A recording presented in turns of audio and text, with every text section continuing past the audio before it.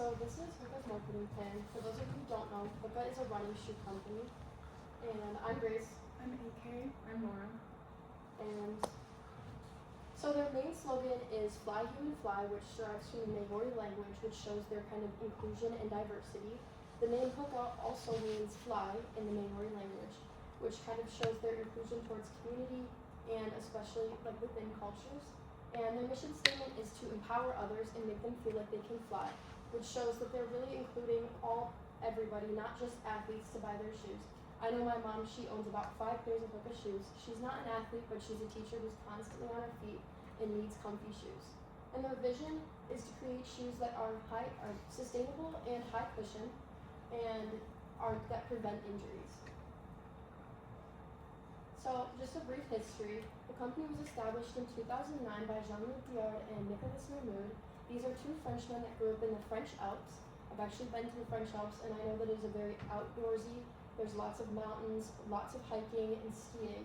So both of their love for the outdoors inspired them to create Hoka running shoes. So a little bit more of the history is that in 2009, Hoka was established, and they weren't as big of a company as then, and just because they were a small French company. And in 2010, they started gaining global attention by the release of the 1-1 Clifton shoes. These shoes kind of changed the running market because at the time, there was more of a minimalist style to shoes, while Hoka prioritized a more high cushion style. So this kind of changed the game in the running shoe market. And then in 2013, they were bought by Deckers Brands. If you don't know what Deckers Brands is, it includes UGG and Teva, which are two very, very popular running or shoe brands. And then until now, Hoka has gained global attention, especially after the COVID-19 pandemic. There was kind of a more push for a healthy lifestyle, more running. So now it caused Hoka to grow into like a company that earns about $2 billion revenue a year. So starting in the current industry, starting with the pestle analysis, there's lots of things that influence the way that the running shoe industry works, especially through Hoka. So for the political, there's lots of tariffs going on. I know that that's really, really popular right now, especially with the Trump administration. And these tariffs kind of create an issue, especially because a lot of running shoe companies like Hoka outsource their manufacturing through like China or Indonesia. And this causes an increase in prices. A lot of companies have tried to combat this by putting out statements through Instagram or on their websites, social media, that say, we understand that this is a problem and it might cause prices to increase, but it's still hard because prices are still increased, but they want to stay in the market, but also still create revenue. And then also ethical labor practices and labor law policies. There's been a push for ethical labor practices, especially in running shoe company, because a lot of their products are outsourced globally, like through China and Indonesia, and this causes kind of issues and a lot of political push to make sure that people are manufacturing their materials ethically. And for economic, there is inflation going on, and I know that there was a crazy raise in inflation from 2021 to 2023. However, that number has bottomed out to 2.4%. However, that's still above the United States predicted rate, which still is affecting the way that running shoes are sold and the price of them.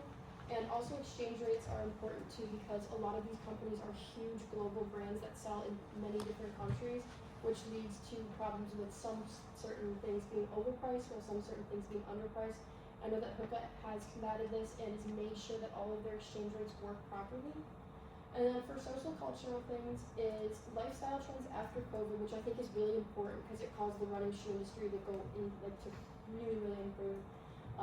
I know that people kind of developed a more healthy lifestyle. A lot of people were outside running, and it caused like a demand within the running shoe. So Hoka was 30% involvement in revenue within Deckers Brands, and then after COVID that grew to about 50%.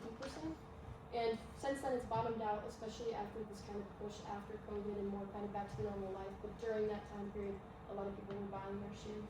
And then also social platforms such as TikTok, Instagram, Facebook, all of those are really important. And as more people transition into these platforms, it's really important that certain companies collaborate with these different platforms and create content to market to their customers. I know Hoka was doing that, especially through TikTok.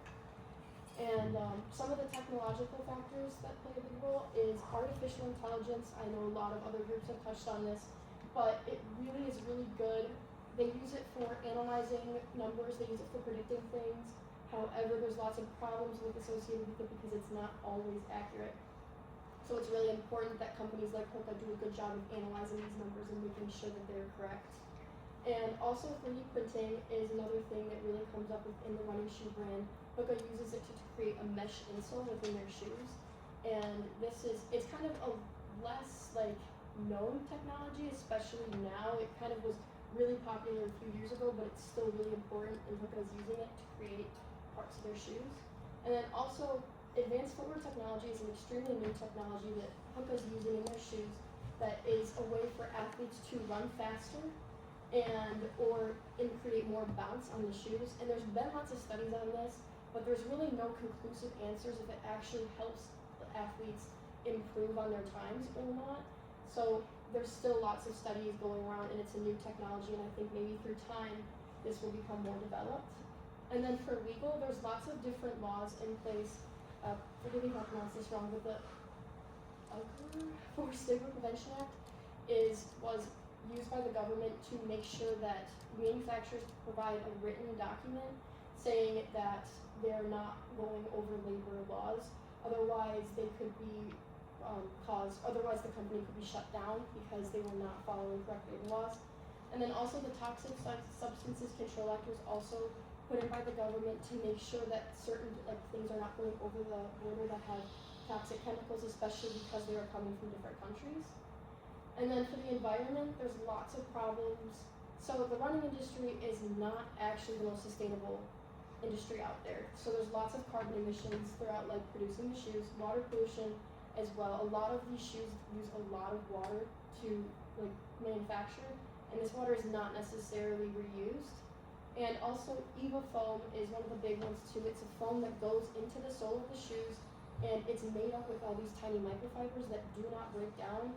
And this is causing a lot of shoes to end up at the landfill in the end of their useful life, which has a bad carbon footprint. Brands like Hoka are doing current research to find alternatives to EVA foam so that they can be more sustainable. And Hoka also has a mission statement for their climate climate change to make sure, and they're reducing their climate emissions by 30%, and they're also doing lots of studies on EVA foam to find alternatives to it.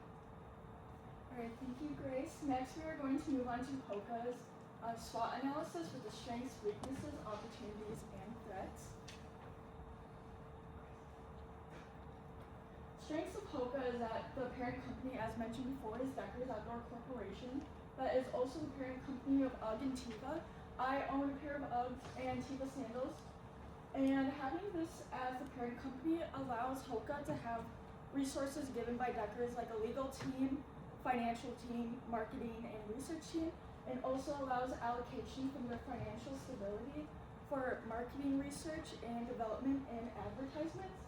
As mentioned before, it's the cushion midsoles.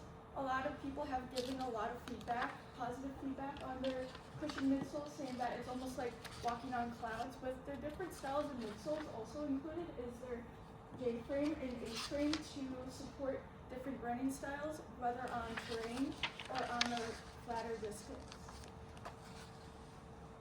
Some weaknesses of Hoka is the prices of their products. A lot of their shoes are between the price range of $110 and $190. To some consumers, that's just not ideal for them. They're looking for a more mid to lower end shoe.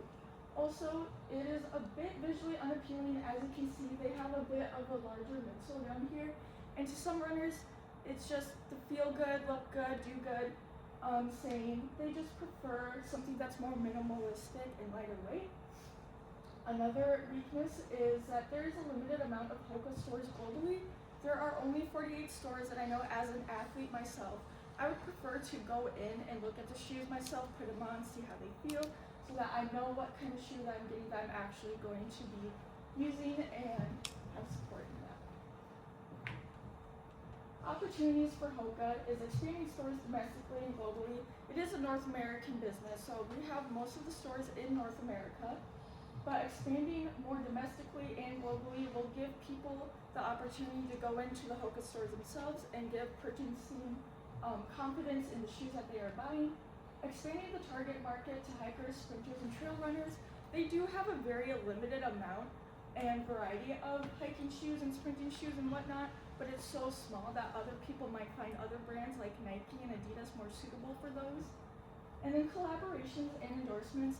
They have done some collaborations and endorsements through other people like triathlon runners and Olympians, but it's such a niche community that rather than like a celebrity endorsement, other people might not know Hoka because of this. Some threats, as mentioned before, are the tariffs under the Trump administration. Because of the tariffs, the prices that are already high for Hoka will be raised, which is unfortunate for consumers, but that is a threat that they will have to work around. And then other notable brands such as Nike, Under Armour, Adidas, and whatnot, they are more known compared to Hoka, and also the diversity of their shoes. Nike is a good example of having a diversity of athletic wear and for casual wear and for fashion wear that Hoka does not really have. They are more suited towards just straight long distance running style and athletic wear rather than casual wear. The segmentation for the market is that it is a 50-50 split between men and women, primarily in the ages of 25 to 54. Again, this is a North American business, so primarily the target is in North America and is suited for athletic individuals.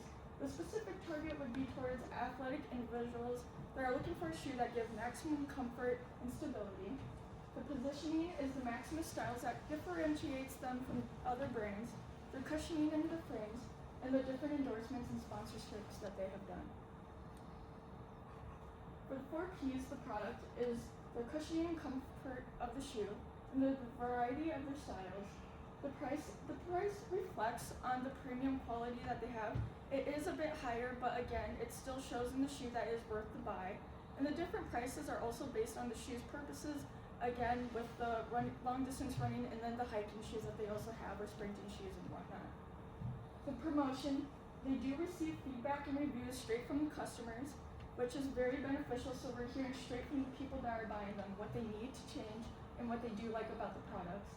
Also, the online marketing that they have on social media, they have sites such as Instagram and Twitter that they use to promote their products and their sponsorships. And then Place is direct to customer shipping, which means they are mostly shipping their products directly to the customers from their website, but they do have distribution to stores worldwide such as Foot Locker or Macy's and Dick's Sporting Goods, which customers can go into, but has more limited styles and different sizes. And then again, primarily is found in North America. So Hoka is a very niche shoe brand specifically catered towards trail runners, people who run on harder terrains, but they have come a very long way and they've been able to grow their brand to different types of consumers and different types of people. Like Grace mentioned before, in 2013, Hoka was bought by Deckers brand for approximately $1.1 million. But they are now surpassing $2 billion in annual sales revenue. In the quarter 3 2026 fiscal report done by Deckers, Hoka's net sales have increased 18.5%, bringing their sales to $628 million. Compared to last year's fiscal report at the same quarter, their sales were only $530 million. When looking at Hoka's marketing trends, one of their biggest shifts was shifting from performance-based shoes to lifestyle and comfort. So people still wear them more usually, but they are still focused on helping people with their form when they run, the technology in their shoes. They also, one of their biggest marketing trends is their Fly Human Fly platform, which is their storytelling campaign, trying to bring in people who don't usually run, people who think that Hokas are for the hardcore trail runners, but the Fly Human Fly campaign was meant to spread it out more to people who wouldn't typically be drawn to this type of crowd. And they collab with different celebrities, different influencers, and different elite athletes to show that their shoes can withstand the performance that these elite athletes have to go through when running. And yeah, like Ava said with the digital shopping growth, that was a big thing during COVID, getting getting the shoes to people during COVID, because that's when running spiked a lot, was when people were stuck inside.